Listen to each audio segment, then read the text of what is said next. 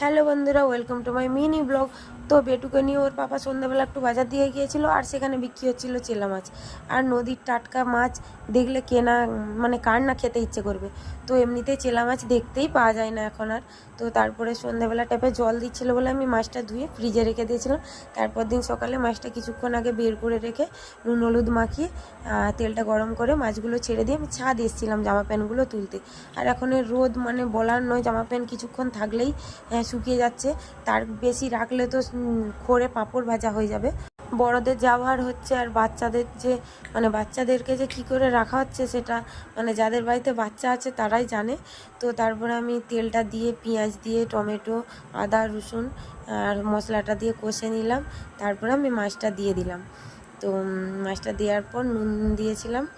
তো আমার রেসিপিটা কেমন লাগলো কমেন্ট করে জানাও, আর কে কে চেলা মাছ খেয়েছো সেটাও কমেন্ট করে জানাও। টাটা।